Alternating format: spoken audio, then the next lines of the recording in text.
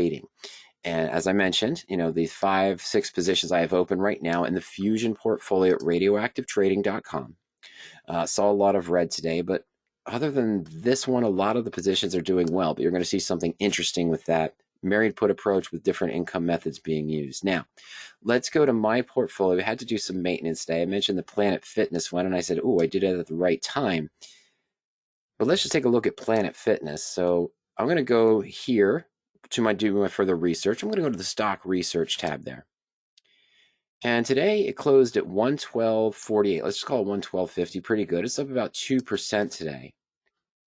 Yesterday, it was right at 110.14. It was hovering around that price. And the day before, it was at 109.57. Now, why is that important? Well, Planet Fitness is one of my married put positions that we have open. And as you can see, we had the 18th of July 110 call. I'm holding the 105 put. I'm going to roll that probably next week via income method number 4, one of the 13 different income methods in the blueprint. Now, the stock, Planet Fitness, moved up today a little bit, hovered around about 111, and then at about 245, I was hoping it was going to pull back a little bit more, but it came back down to about 111.55. And at that time is when I had to roll this call. Now, we bought it back for 175. You can see current price is about 303 with the stock. We originally collected 240. My apologies. So I bought it back for 175. Only made about 65 cents on the trade, of course. But at the same time, what ended up happening is, of course, we rolled it, but I rolled it out to August 120. And I only collected about $2. Now, the reason why I did that is it's only a small credit of 25 cents to roll it, but it's 10 points higher. Earnings are coming out in the beginning of August. Normally, I don't even like to have a sold call open going through earnings. I'm going to look to convert this to an income method number 6. But what we're doing here, we're just looking at some general maintenance on the position. So this one here, we had to roll it. So how am I going to do that? We're going to go into the portfolio. I'm going to go on the short call leg. If you had a covered call, you do this the same way. Once I did it in my actual trading account, posted it on Fusion, came here to Power Options, went to Position Actions, selected Roll Leg. As I mentioned, we bought back our July 18th 110 call for 175 when the stock was at 111.55. So I still paid 20 cents of time value on that position. We're going to focus on this for a minute. And then, as I mentioned, I went out to the next month. Very simple. I went up to the 120 strike, and that was at a price of just $2 at that time when the stock was at 111.55. And again, I could have done the 115 and felt fine, and it was about $3.40, $3.50. It's inflated because of the earnings that are come out in August, but I wanted to give myself a little bit more breath, still roll for a credit in this case. And of course, now we have our new position here. And let's take a look at the profit and loss chart for that. There we go. So we cut our risk down to about 4% on the trade, potential max return of 12% on the position if the stock's trading at or around 120. And I'm likely going to do an adjustment with this put as well. It's out of the money now. It's been out of the money, but I've just been holding it. It's a much lower price than I paid for it. But I think I'm going to get this to bulletproof status now by rolling up to potentially just the 115 put, staying in November. That's income method number 4. So I'm going to pay a debit for this. We're going to, let's say midpoint, we sell this for $5.20. I'm going to buy this for $9.50. So I'm paying $4.30 if I get the midpoint prices, but I'm moving the put up 10 points. So I'm going to gain $5.80 in a guaranteed higher payout, even though I'm paying a debit into this position. So we're going to sell the 105, buy the 115. This is a possibility I'm going to do next week. Right now, we have a 4% risk with earnings coming up in August and a 12% potential return if the stock's trading up here at that price. If I roll the put now, about 520 to 950, as I said, paying a debit of 430, I now have a bulletproof position where even if Planet Fitness collapses back down to 100 or 98, guaranteed a profit of 1.2%, but I'm giving up a little bit of the maximum return to 10.4% if the stock goes up to above 120 or even starts to move higher than that. So that's one of the adjustments we made today. That's one of the positions. That's one of the positions we adjusted. Caesars, we've been in for 25 days. We've already moved the put up once via income method number 4. We sold the July 18th 31 call. Caesars went up to about 30.50. It went above 31 briefly at one point, and it's pulled back to 29.93. That's okay, though. So now this call is going to expire. We're going to go to position actions on the call itself, and we're going to expire the leg.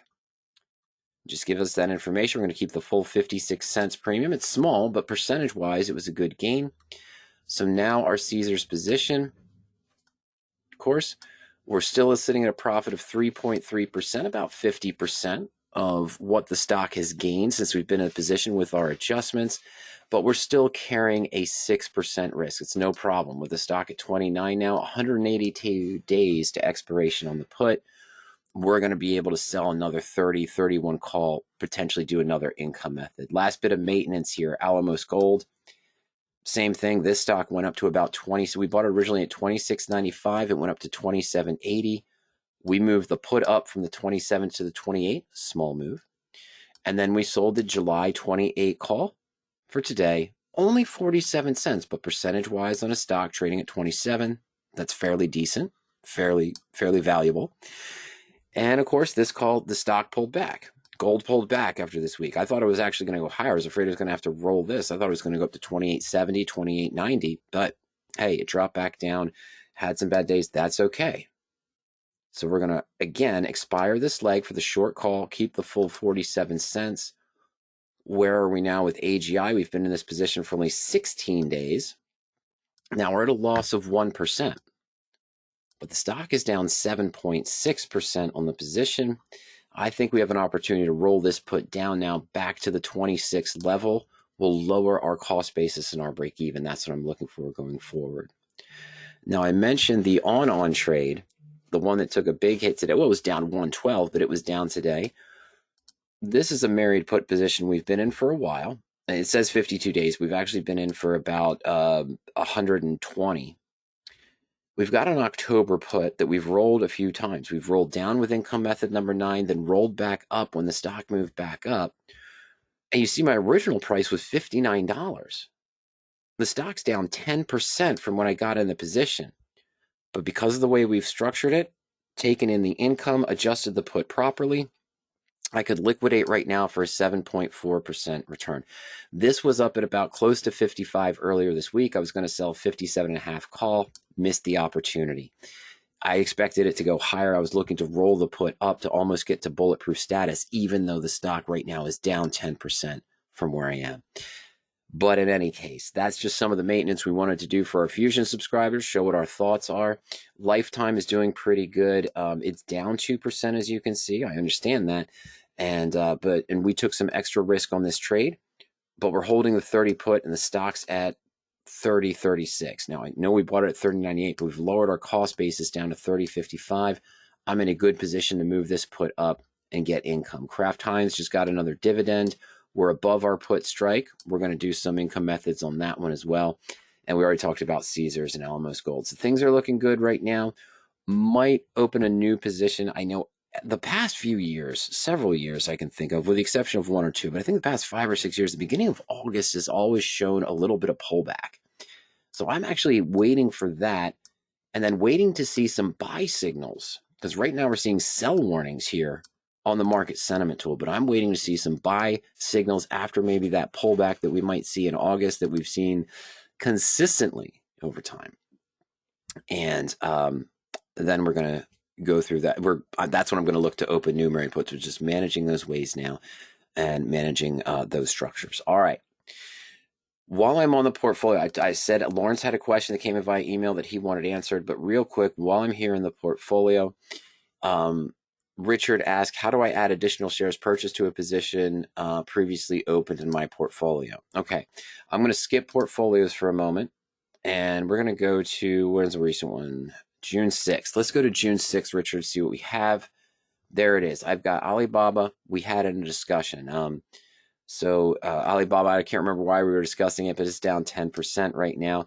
Kinross Gold, from when we bought during that same discussion, during that webinar on June 6th, we've got a 9.5% gain as a married put here. What's our gain on the married put? 4.1%. So around that 50%, but getting in at 528, the volatility was much higher than it is right now. Okay, so I've got Alibaba. I bought 100 shares during our webinar in 5.2 for a price of $133.41. Perfect. Stock's now at 120.23. We're losing that 9.9%. And I want to average down. I want to add in more shares. I'm going to buy 100 shares at 120.23. Now, there is not a direct function. If we go to position actions, you can add option leg, add a dividend. There's not a direct availability right now, Richard, to add more shares. We have to do that manually. So the first thing I'm going to do is just calculate what is my new cost basis. Let me bring my calculator over because I can't do these numbers in my head. We're going to use the exact numbers. So we bought 100 shares at 133.41. To keep the math simple, Richard, we're going to buy another 100 shares at 120.23, the current stock price, as I mentioned here.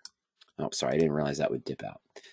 All right, so that's total of 253.64 divided by 2.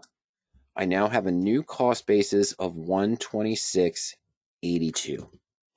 Fantastic. All right, so how am I going to do this in the portfolio? I'm going to go to position actions. We're going to go to edit position. I'm going to keep the original transaction date for my records, especially if I I sold calls against this, maybe sold puts underneath of it as a, covered combination strategy. But now I'm going to change the quantity to 200, and we're going to change our stock price to 126.82, as we saw with our handy little calculator there. And I'm not worried about name or description right now. Leave position here. Yeah, I'm not going to change portfolio. We're going to leave it in the June 6th portfolio. That's another feature you can do if you want to move positions from your portfolio into another portfolio. Just go edit position and go to this window, and then you can move it to another portfolio. And you can't do multiple positions down, but you can do singles. Okay, so you can merge it into another portfolio, just one position at a time. Let's submit that. All right, so there's Alibaba.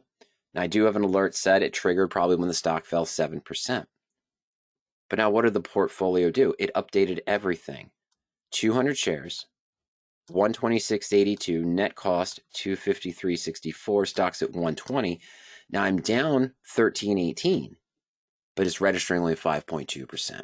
We averaged down effectively, Richard, doing that approach. So again, position actions, edit position, manually change the new fit. If you bought 50 shares, you'd work that math out as well. Okay.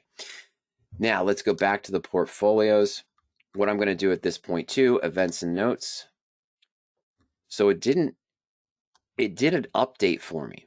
It automatically would do an update in the notes for me, but I'm going to add into this position. I'm going to add a note and say stock was down 10%. Feel recovery is possible. Oh, sorry. Average down with another 100 shares. Now, this is also very useful. Using those notes there, clicking the book icon in the portfolio, entering your notes is also very useful as a trade journal. Why did I initially enter the trade? What were my expectations when I entered the trade? Update 2 weeks later.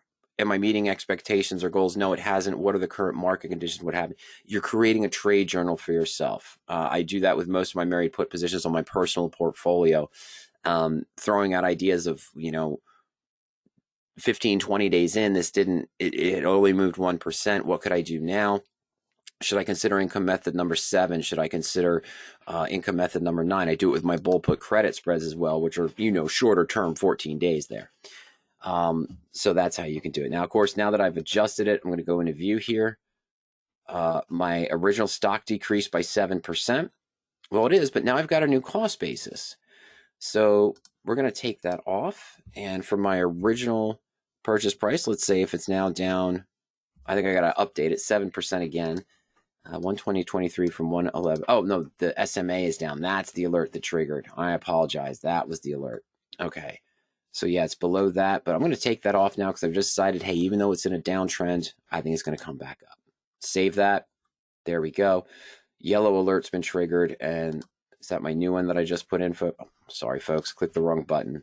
Oh, no, it's just telling me that I entered the manual note. Sorry, I forgot we added that too. So it's just letting me know that I entered my own personal note in addition to the original transactions. All right, now, Mark, you have a question that came in, and Robert, you have a question that came in. We're going to get to those. Robert, your question looks pretty intense. We're going to get to that. But first thing I wanted to do is Lawrence sent a question in via email. And to answer Lauren's question, we're going to go back to our slideshow just to, we don't have the full slides for this, but we're going to walk through it. So let's go back to Lawrence here. And my apologies, folks. Lawrence sent us an email. And he said, hey, I would like a question for the webinar. I don't know if I'm going to be able to attend, but I really want to watch the replay.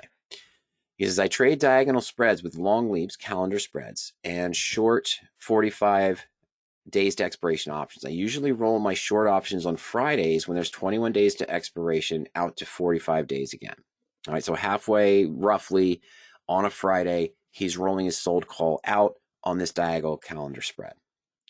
Sometimes I wait until Monday to roll to take advantage of the extra 2 days of time decay, that Saturday and Sunday, when the market's not moving and there's no real gamma risk or volatility increase.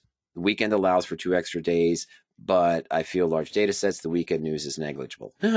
Hasn't been historically in the past, a few months or so 6 or 7 months, but I understand. Do you have any thoughts or opinions on rolling it 21 days out? So I sold a call at 45 on a calendar call spread, poor man's covered call. I'm going to buy it back halfway at 21, or should I wait to 18? All right, now, first, we're going to talk about trading 45 days out and closing at the halfway point, and then to Lawrence's question on rolling out early. We're going to discuss that with previous videos that we did and what we've seen in both weekly and the 21 versus 45 approach. But first, for those of you that are asking, what is this all about? Let's build a trade on PowerOptions. I'm probably going to use Kraft Heinz because I know it has weeklies and I know it has leaps. It's one of the married puts I'm in, as I mentioned, but I'm going to use that as our example. Then we're going to head over to YouTube to sort of illustrate our further discussion. So let's navigate back over to PowerOptions, folks. And we're going to go right into the custom spread tool, which is where we build our open positions. So if I was opening a position as Lawrence outlined, I've got KHC.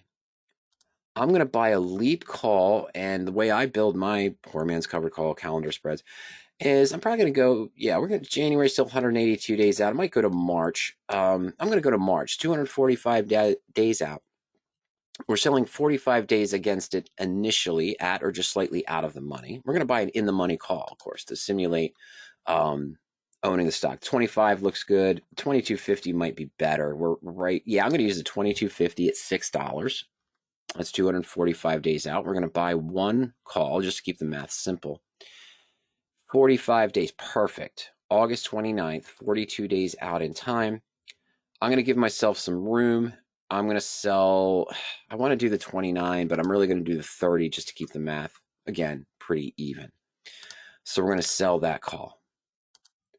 All right, now this is a calendar call spread, what some people refer to as a poor man's covered call. I don't like using that term because a lot of investors I've talked to over time set this up wrong.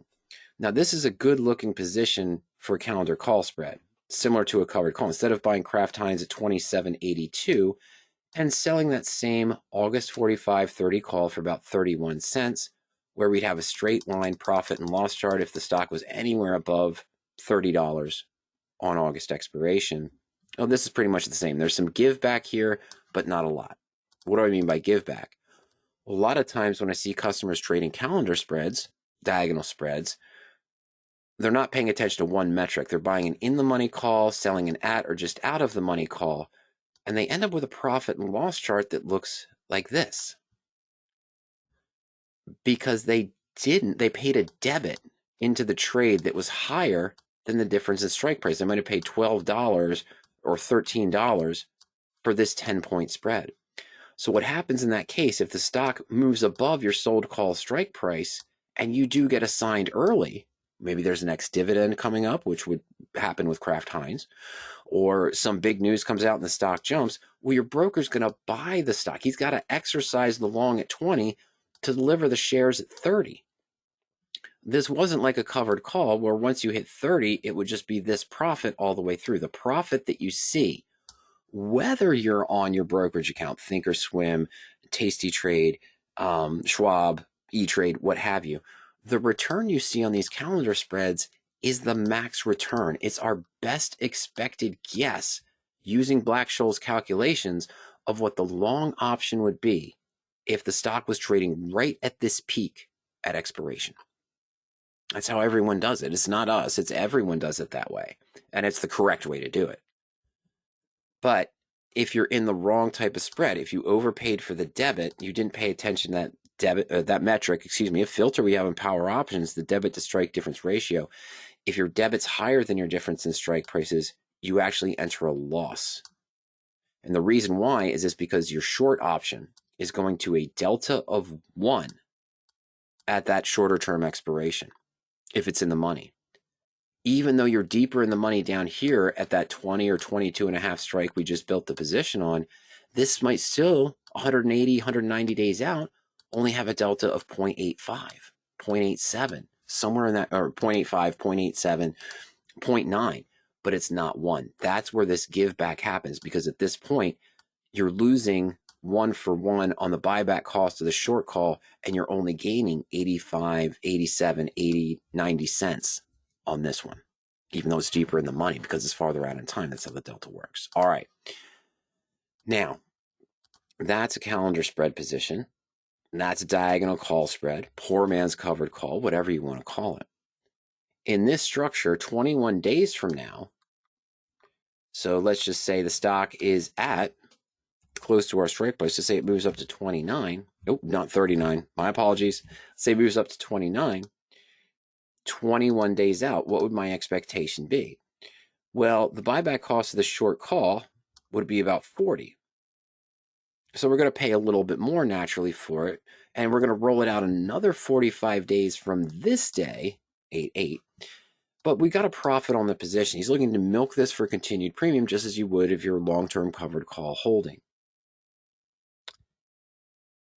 Now, of course, if it's 29 and you wait till full expiration, it's at 0. You've got the max expected profit of close to it, about 194. So we're at about 188, and you gain a little bit more. But he's planning on continuing these trades going forward.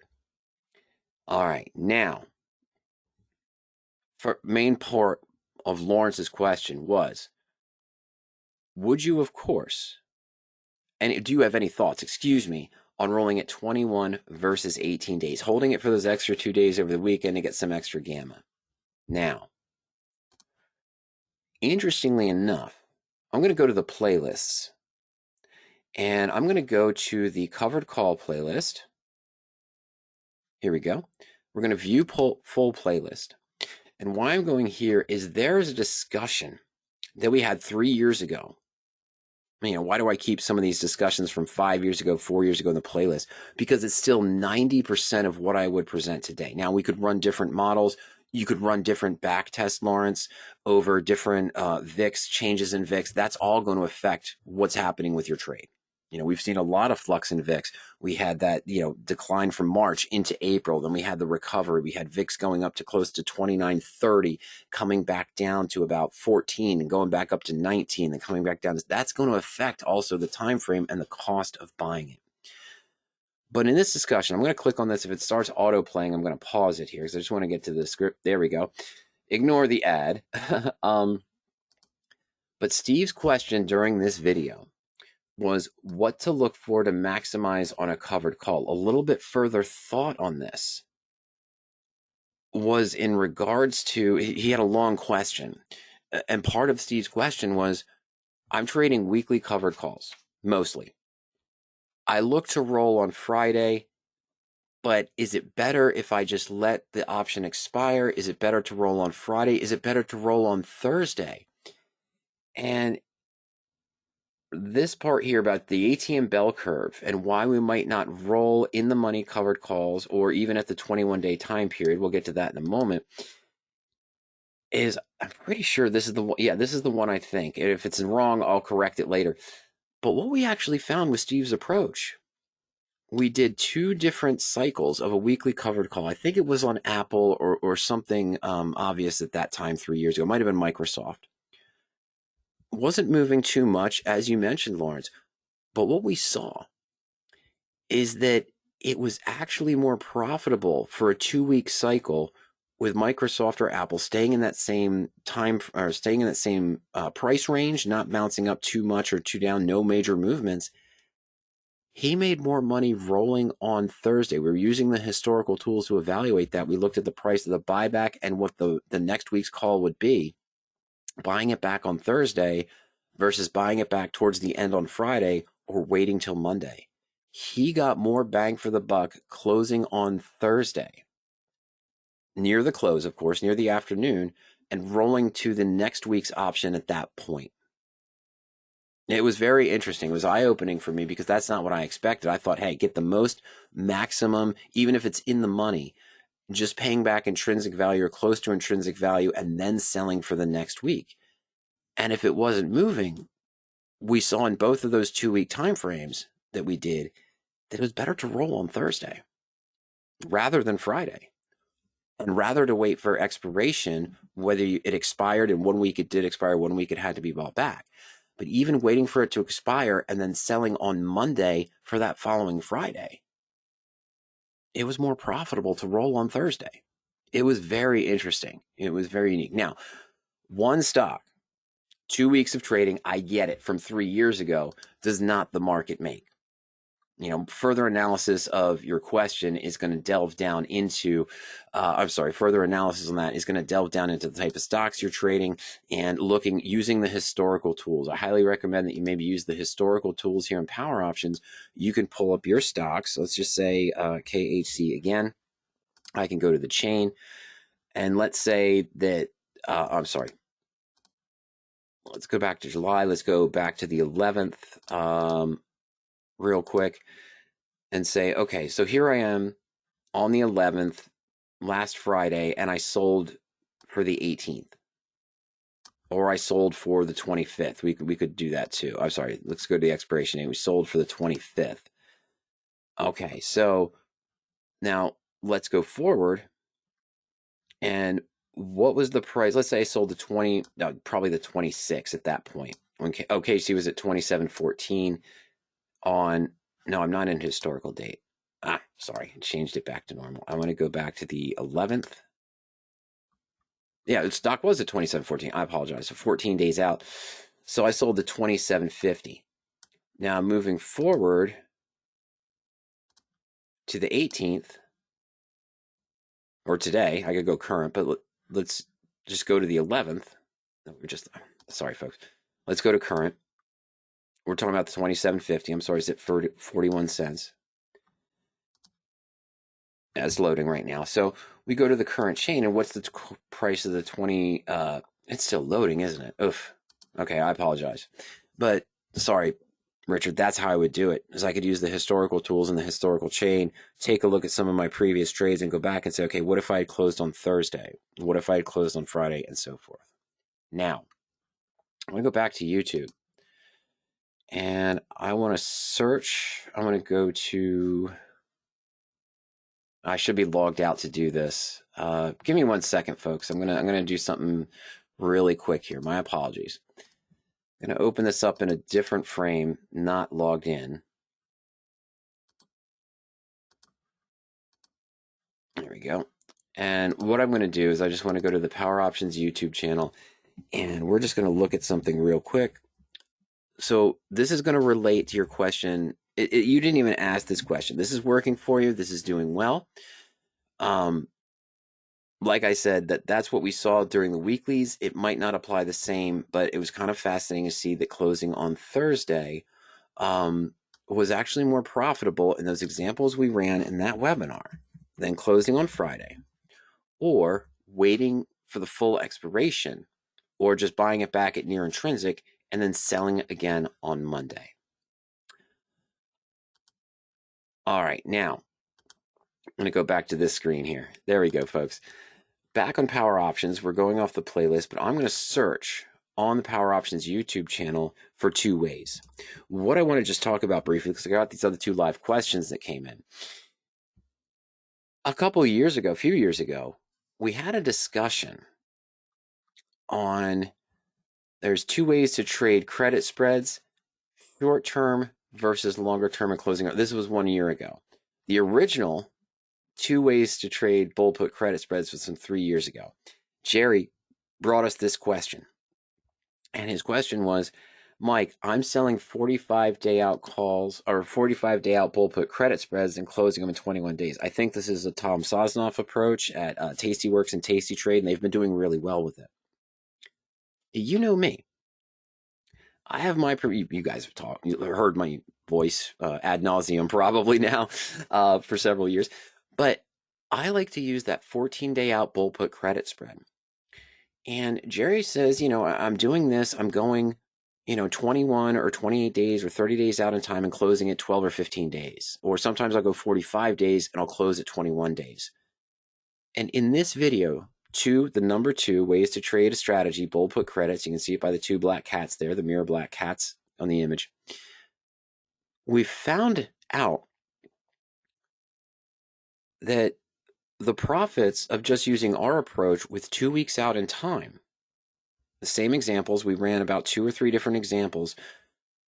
On the second example during the second time frame, I think he beat me by 1 cent. But what we saw there was that the standard approach of going shorter term and allowing it to expire or rolling it if necessary yielded more profit than doing the 45, 50 days out and buying it halfway back. And in the old days, if we were having this discussion 10 or 15 years ago, the reason it's coming out now, this approach of, hey, maybe sell 45 days out, buy it back in 21. Sell 21 days out, buy it back in 12. Is because now the commissions are fair. Once Robinhood, Webull, and everyone else came out with those zero commission trades because they're doing that different way of doing it, everyone had to lower their commissions. Everyone had to be competitive. If this was the old days of an Options Express, when I was entering a bull put credit spread and I was trading $14.95 per contract, but you're doing a credit spread, so the credit spread is going to cost you $5 more, so it's $19.95. If you're only trading 2 or 3 contracts, 5 contracts, you're taking a fair percentage of commissions to enter those trades. Now, what if I entered a trade at that point with those commissions at $14.95, $15.95, $19.95, and I'm planning on closing it halfway and paying another $19.95? That doesn't make any sense. It did. If you're doing a smaller account, if you're doing smaller trades, you're probably doing larger trades, Lawrence, but that's sort of the idea. Now it's more competitive. Now it's not as noticeable. So the contract size is. Now, a joke we had during this conversation, of course, and you see we've had it. I have to bring it up a couple times. Discussion on 2 ways. So here's a follow-up to that one as well. And then a year ago, we had the same discussion, 2 ways to trade credit spreads, short-term versus longer-term and closing early, and 2 ways to trade covered calls, similar approach. There's also one, I think it's spelled out, instead of the number 2, we're going to call it 2 ways. There's one on cash secured naked put trade. Oh, geez, sorry there. 2 ways. Where is it? There's one on naked puts somewhere. Maybe I just called it naked puts 2 ways to trade because I'm not seeing it. This is the other one I mentioned. We just saw 1 week out versus 2 week out and close in 1 week. Same principles. I think these webinars apply to your approach, give you some insight. So check them out. Look up 2 ways or number 2 ways, and you'll see some of those ones there as well. Joke that we had during, I wanted to say it was during the bull put credit spread. It might have been this one is, well, who's teaching these ideas? That you want to sell 45 days out in time and you want to buy it shorter term, what's the advantage of doing that? Well, the advantage is kind of obvious. You get more premium up front, and if the stock doesn't do what you want, if it starts to move against you, well, hey, maybe I can go ahead and buy that call back early, right? So I entered this one here. The stock pulls back a little bit in 21 days. It drops back down to that 25, 26 range. This might only cost me 5 or 10 cents to buy back. I've made 60, 50, 70% of what I expected. That's a win. And then I just roll it out to another 42 days. That's great. This is a bullish strategy. I want it to be moving up. I don't want it to be moving down, but that's one advantage. But then we kind of joked. I said, well, who's teaching this idea of going 45, 50 days, 60 days out in time, doing a bull call debit spread that's 75, 80 days out in time, and then closing it when you reach 50%, rather than just doing a 30-day out bull call debit spread, bear put debit spread, or even bull put or bear call. Why close it halfway? Who's teaching these ideas? It's like, oh, well, it's coming out from some guys who are linked directly to a brokerage house. So if you're doing positions and you're closing it early, they're getting an extra commission rather than waiting for you to just take a 14-day trade and go to expiration. Hopefully 85, 87% of the time, what I see with the bull credit spread. So that's just a follow-up thought, Lawrence, I wanted to bring up there.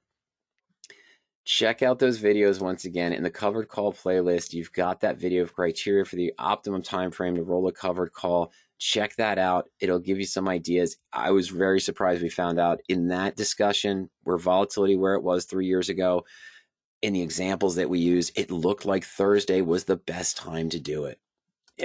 Even though you want to say, hey, I want to get the most out of my option that I sold, I want to wait to Friday. If it's in the money, I want to pay back just as much of intrinsic value, no time value as possible. Or, is it better just take the 2 days of time decay and sell it on Monday? It did look like in those examples, Thursday was the best time. It was an interesting presentation. So check that one out.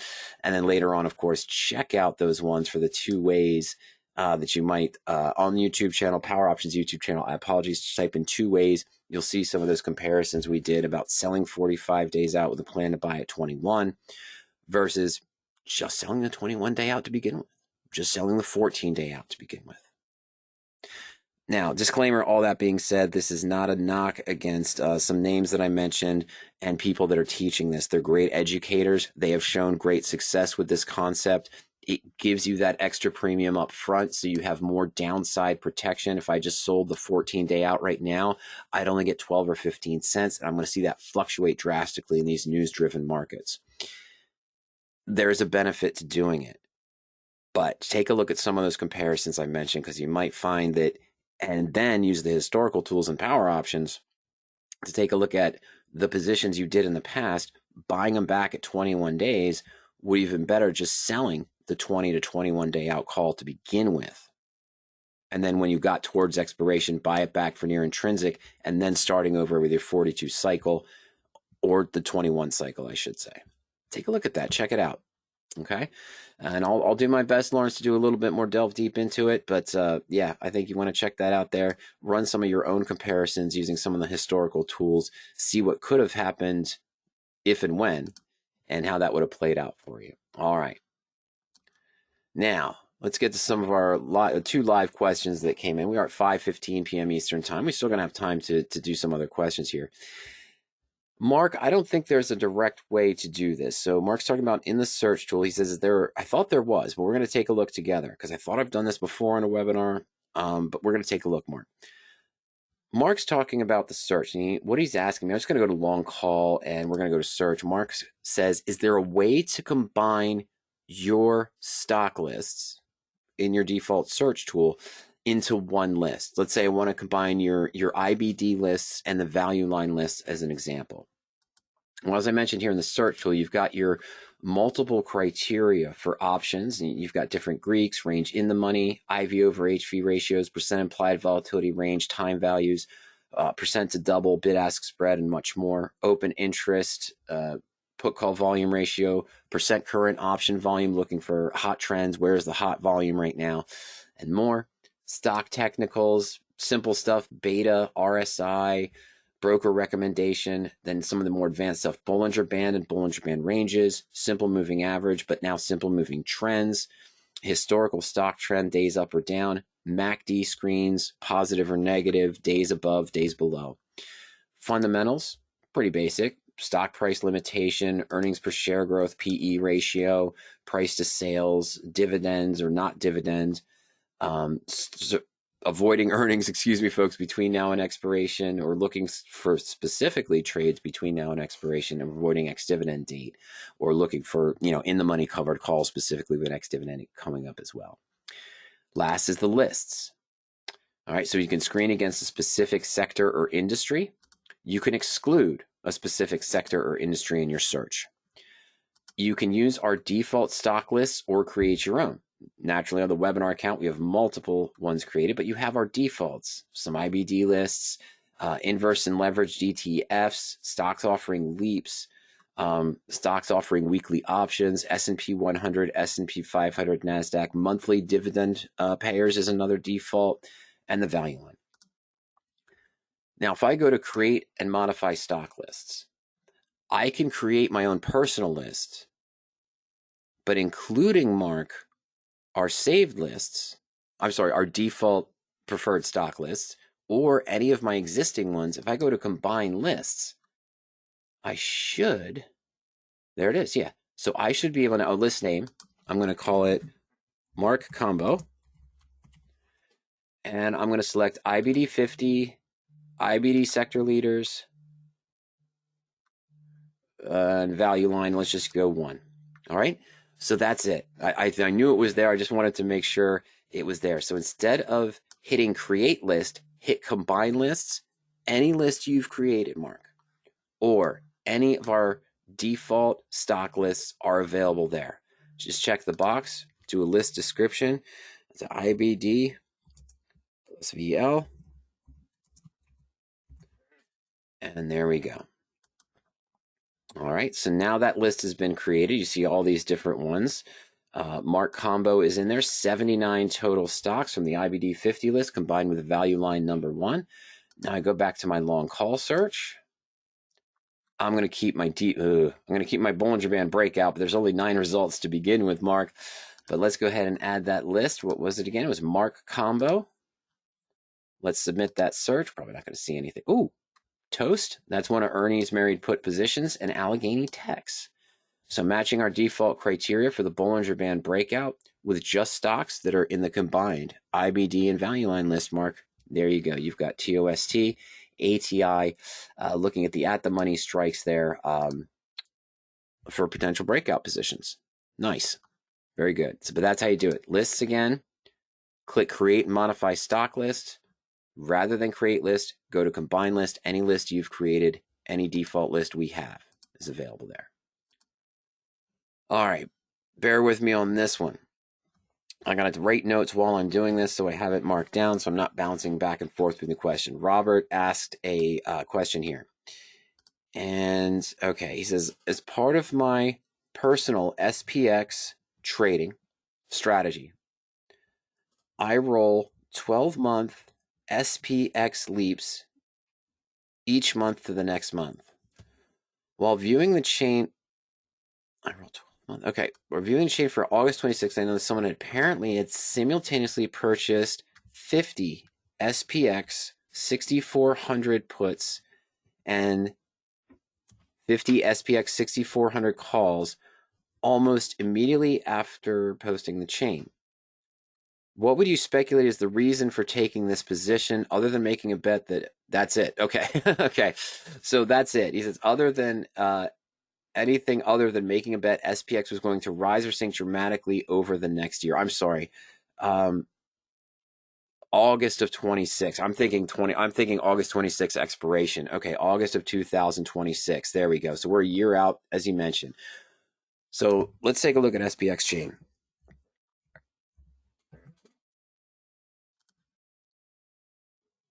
It's going to take a while to build, of course. There's a lot there. And we're going to go out to our expiration, 2026, August 21st, 400 days out in time. All right. Let's take a look here. 6,400 currently just out of the money. Here we go. There you look at this. Look at this. He's on it. Robert's on it. Open interest. Zeros across the board. 50. 6400s. There's actually 54 contracts. Oh, that's previous option volume was 54 contracts there, but the open interest is still hovering at 50. So someone closed maybe a couple too, but that's interesting that the previous option volume was 54, but the current open interest is only 50. And we've got some current volume today. All right, 2 contracts here traded at the 6350 put, 2 contracts at the 6300. But that's someone betting it's going to pull back from this in the near term. You know, all right. So Robert, my guess is that yes, someone took a chance, 400 days out in time. My guess is these are both buys, right? But I mean, you've got to have a buyer for a seller in most cases. But yes, right now the stock has been moving up. We're seeing the sell warnings on power options, as we saw earlier a little bit ago. April, May, 399. That's what I'm looking for. There we go. All right, view options and the 6400s. Okay, and it's just not us. There are other companies, of course, that have these similar sort of signals, market signals, and the ones we know of are also flashing warning signs. Right? So we've been at a peak. We're hitting these new highs. We've been moving up. There's a little hesitation here, but we know we've got a lot of economic things still coming up. But I mean, if this was true, it's $4 million investment, and we're talking about a long straddle, is my guess. Same as yours is my guess. And it doesn't even have to be significant, Robert, in this case. It doesn't have to be a significant movement up. They're not expecting it to drop back down to 4,800. They're not expecting it to launch up to 7,600. The way we hear things about the contrarians, you know, oh, the market's priced for a fall. We could see it drop down to 3,800. There's a couple guys out there that are well regarded that have made past calls in the past of big market dips, and they're calling for big market dips. There's experts out there now that are saying that SPY could almost reach 9,000, or SPX. I'm sorry, Robert. SPX could reach 9,000 within the next 15 months, depending on certain factors. All right.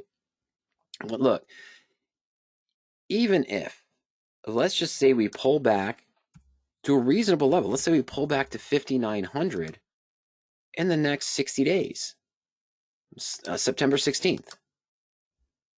All right, so we're still at a loss here. We're not liking it. But, you know, it didn't really get a profit. Let's see where we get a profit here. I'm going to call it 5,500 in 90 days. Oh, no, not 500. We have a lot more things to worry about here if the SPX dropped down to 5,500. Yeah. So if it pulls back to 5,500, you're looking at a $718,000 profit. Now, you have a $4 million investment if this is in fact what it is, right? So, you know, but that's a significant move. But is it major? Are we saying, oh, it's going to really, really shrink? Well, it's pretty major. I'm going to be honest with you. But it's not. It's 11, 12% movement in 60 days. That could happen. What if it goes up to 7,200? Are we at a profit? Probably not. But let's say it goes up to 7,200. Oh, yeah. We're at $1 million. Almost $2 million profit on a $4 million investment. Okay, maybe that's really egregious, but hey, it's 800 points. A little bit more than 10%. Let's keep it at 10%, right? So we're at 60, well, we're 62 here, 63. So let's call it, no, that's only about 6,350. Oh, 630. I'm sorry, 630. So yeah, it's right about 6,900. Let's call it 6,950. About a 10% move, 967,000. It's about 20, almost 20% profit in 60 days on a $4 million investment. Now, I don't have the information here in Power Options. What if it's the reverse? What if it's a short straddle, 400 days out in time, took in $4 million, but you've got to have about $64 million to cover the monetary requirement? But what are my upper and lower break even? 55.31 to 72.68. As time moves on, let's say 60 days from now, the stock stays at the same price. SPX stays at the same price. Let's say 75 days out. That's good value.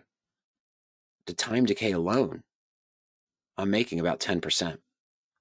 In that case, we're expecting a profit of 433 if we're still in this range. Now, it's not going to be right at 6,300. Get that. Never something I would do. Short straddle, short strangle, never something I would do. But yes, my guess is on this side of the table, someone is betting of movement, one direction or the other. With other news coming out, you've got what's going to be the effect of the cuts that we're expecting. We didn't see the one here in July. We're expecting one in September. We're going to see one in December. Are we not? Are we going to have a conflict there? We know all the news that's been going around, all the statements between Powell, not really Powell, but between Trump versus Powell. Hey, we're already looking at new people to hire that are going to be more proactive for what we feel we think should happen, is what the administration's saying. But, we're looking at the jobless claims that just came out and the other economic news that's coming out. We're keeping that in mind. Okay. All right. So there you go. That's what the thought is. And you see, hey, what we just showed, this is what the what if scenarios we talked about earlier in the opening of the presentation. How can I run my what if scenarios? Yeah. What happens if I see a movement in 40, 50, 60 days? I get a 10% movement up or down. Did this position make sense? Maybe not. If I did the opposite, if I did the short straddle there, Robert, what were my wide break evens? We saw as 55, 31 to 7, almost the exact same thing as the buy.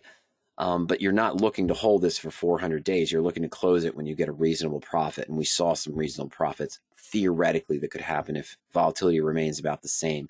If it moves down, that's going to be a benefit, right? So let's say we hit that target again. We hit that 5,600 target in, let's give it 75 days like we did for the other one here. All right. And let's go ahead and hit calculate. So yeah, $307,000 profit.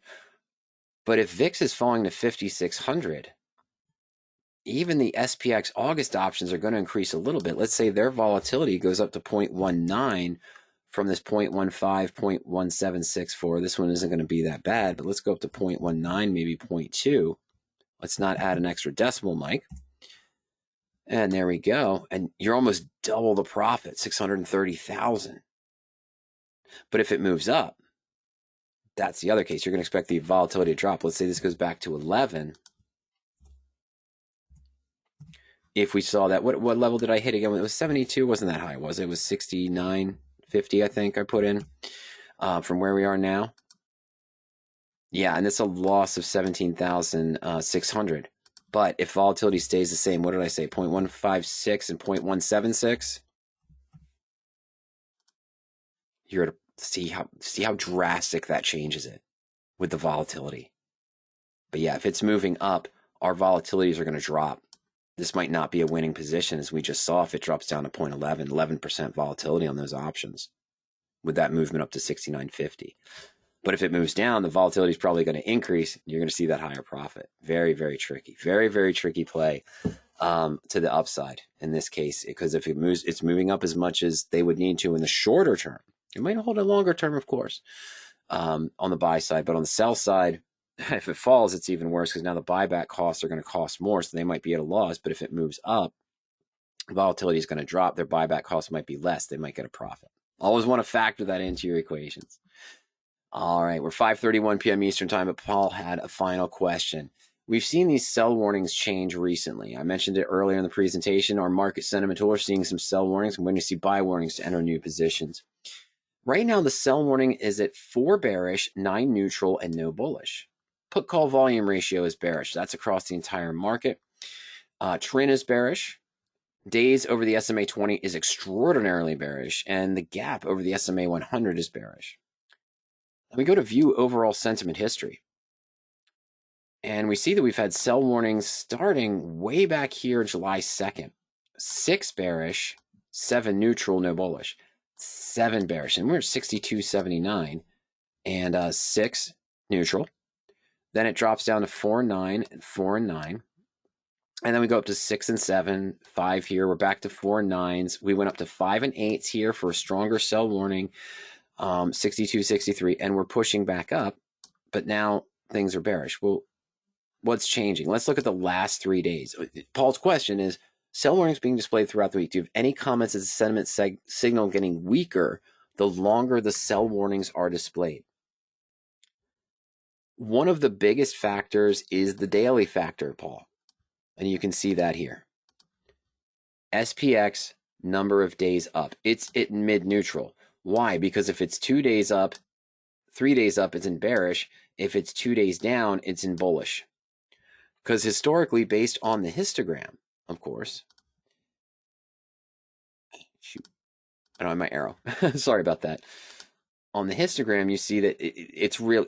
Very rarely does it drop 3 or 4 days in a row. This is historically over a long period of time, back to 2015. I think back beyond that, almost to 2009 last time I looked. So very rarely in all of those instances does it ever go 3 days down and stay down. It comes back up. Very rarely is it 5 or 6 days up. It starts to push back down. All right. So this changes. When the SPX is up 2 days in a row, it goes bearish. When it's down 2 days in a row, it goes bullish. And so view overall sentiment history. Do I have it here? I'm going to go back to this. Oh, details. That's what I wanted. So let's go back to 714. What was bearish? Put call volume ratio. The RSI, days above the SMA 20, gap over the SMA 20. Okay, so we were at 4 and 9. And this was on July 14th.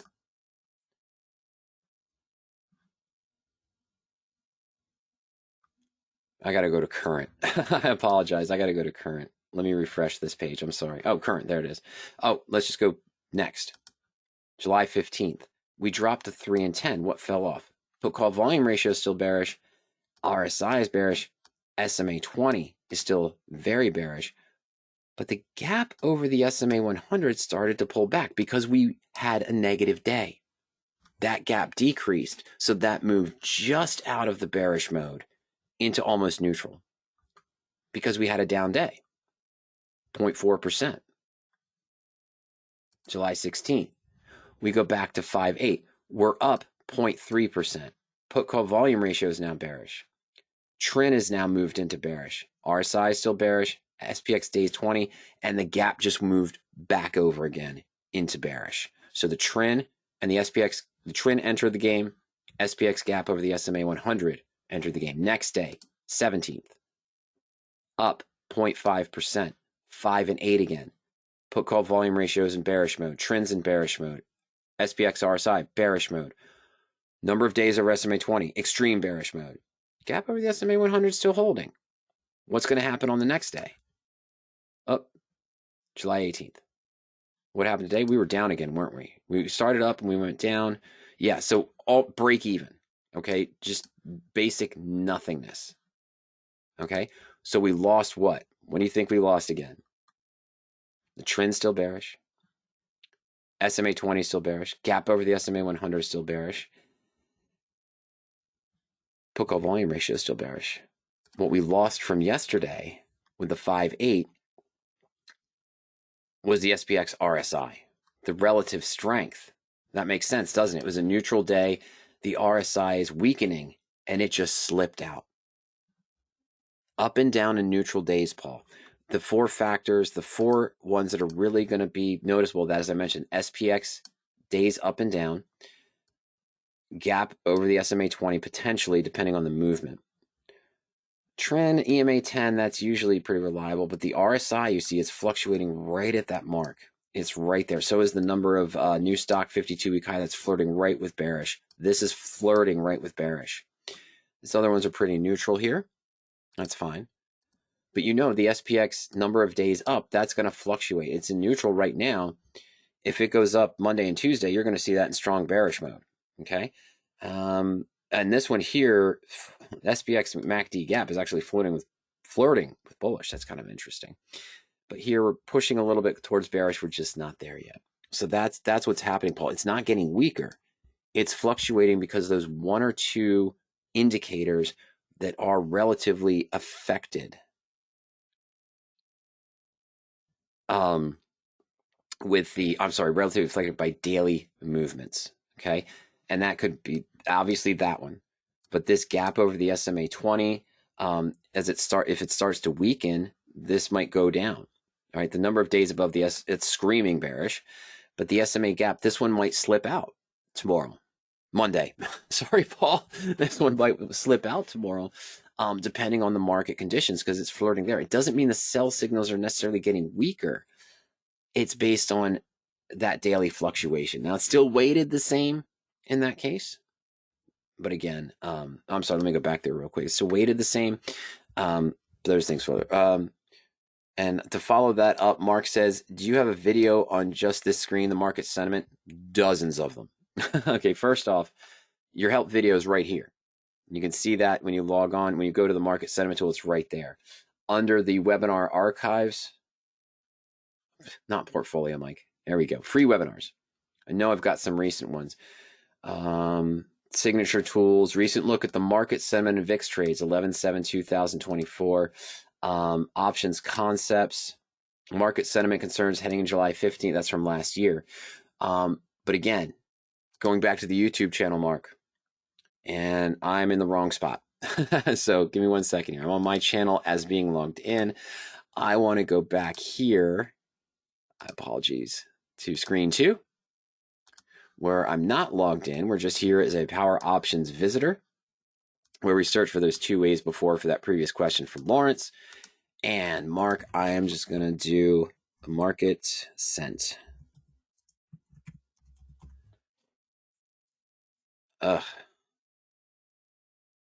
No. Markets. I got to put the full one in. You got to put the full one in, Mark, to get the best results. There we go. All right. I wish they would arrange this by time, but I think they normally arrange it by views. No, they don't. But I know we've had some recent ones. There's trade adjustments with the market sentiment tool, using the market sentiment tool for adjusting or placing trades. Just about every month, there's 1 year ago, but usually about every 2 months, we do a discussion on the market sentiment tool. And maybe I don't post them individually. That's probably part of the problem, is that I don't post them publicly, but they're in the full YouTube channel. Let's go back to our YouTube channel, and not our YouTube channel. Let's go back to our webinar archive here, and just want to look at some things. Now, as I mentioned, we did see that there were discussions there. Navigating, recent look at the market sentiment tool from November 2024, option strategies, 25, fire and forget trades, options concepts, requested topics. Yeah, last week, we just concerns on current market conditions. Here's a breakdown of market closed early on Thursday. But in these full descriptions, just about every month and a half, we're going to spend some time on the market sentiment tool as that fluctuates. Those questions come in just about every 25, 25, I'd say 35 to 40 days when the market sentiment starts to change. Just like Paul asked right now, going into the sell warnings, but hey, it's weakening. So does that mean we're going into more neutral? I don't think so. The market's still pushing up to those tops. We're still pushing up to those tops. Things are driving it, but it's more of those indicators that can flip on the daily. Mainly this one, SPX number of days up. So you have a weekday, hey, it goes back to neutral. We have a strong day on Monday, it's probably going to slip back into bearish, right? Because today doesn't count. It was a no-hitter. We were just basically at no movement on that as well. The VIX popped back up because of the news in the market, but that new 52-week stock 52-week high low ratio, that's creeping towards bearish. And you see the RSI. And that makes sense, right? Today, a neutral day, it slipped out of bearish mode into here. It's saying, okay, so if we have a couple more neutral days, it'll slip more into the neutral status. But if there's more fluctuation, it's going to jump back up into the bearish. Okay, that's just what's going to happen, Paul. But that's how you see it. Yeah, Mark, this is just this one here is a basic help video. It does walk through the 13 different indicators, the histogram tool, as I mentioned, but some of those other ones on our YouTube channel might be more in depth, I should say, to what you're looking for, as opposed to some of the more basic help guidances. But there's a lot of discussions we have there where we review the market sentiment indicators. Another YouTube search you might use is just sentiment indicator. And that might pop up with ones that I titled that way that walk through a specific discussion of one indicator. We've done those before too, or multiple indicators during the same presentation. All right, ladies and gentlemen, we're at 5:45 p.m. Eastern time. I don't see any new questions that have come in. If anyone doesn't have a last-minute question, I encourage you to go ahead and send that in to us.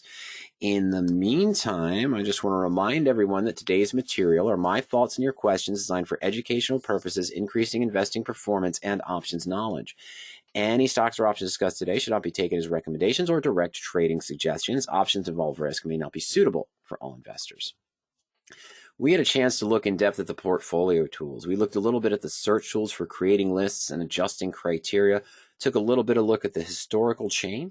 We looked at the market sentiment tool as well. Well, you can have access to all those tools and much more for 14 days for free, no credit card required. Just go to PowerOp.com, put in your name and email address. You'll have full use of the site for 14 days. After that, subscriptions start at just $55 per month. There are different levels based on the data time that you want. If you want historical access, going back about 7.5 years of historical data, or access to real-time quotes as well.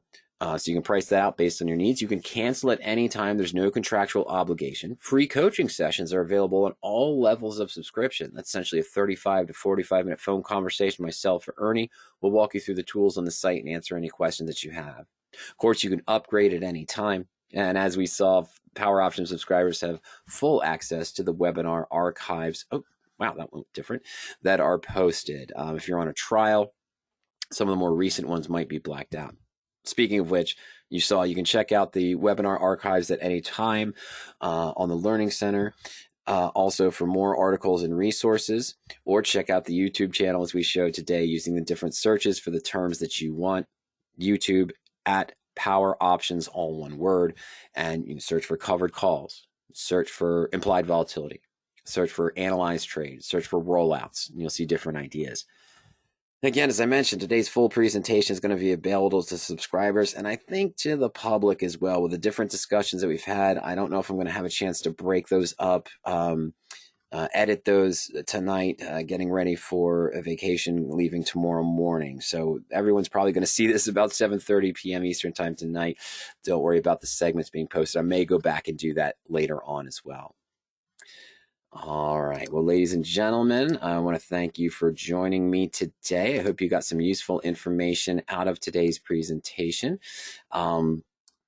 Kip, Mark says thank you. Kip says thanks for another great session. Have a fun weekend with your family, in-laws, I seem to recall. That's correct, Kip. Yeah, we're going to go on for a week, so there's not going to be a webinar next week as well at all. But I'm going to be online, and I'm going to be maybe posting something from the beach as well. David says, enjoy your vacation. Thank you. And the following week, we actually have to go to a wedding on Saturday, but we're actually leaving Friday. So it might not be a Friday webinar 2 weeks in a row, but don't worry about that. I'll do one Thursday night so that everyone gets their questions in the following week. But yeah, no webinar next week. And again, most of today is going to be published for everyone on our YouTube channel. Just won't have my edits in it, so you get to hear all my foibles once again, one more time. All right. Well, ladies and gentlemen, as I mentioned, thank you for joining me. I hope you got some useful information out of today's presentation. If you have any other questions, send me an email at any time to support@powerop.com or support@radioactivetrading.com. And also call us during market hours at 302-992-7971. Remember, trial members and subscribers can schedule that free coaching session. Ladies and gentlemen, have a fantastic weekend. Thank you for spending some of your valuable time with me this evening. I greatly appreciate it, and I greatly appreciate your support of Power Options. Have a fantastic weekend. Stay safe, stay healthy, and of course, happy trading. Get ready for next week's trading, and we'll be here, of course, myself even on vacation. We'll be here if you have any questions via email or anything along those lines. Take care, everyone. Good night. We'll see you soon.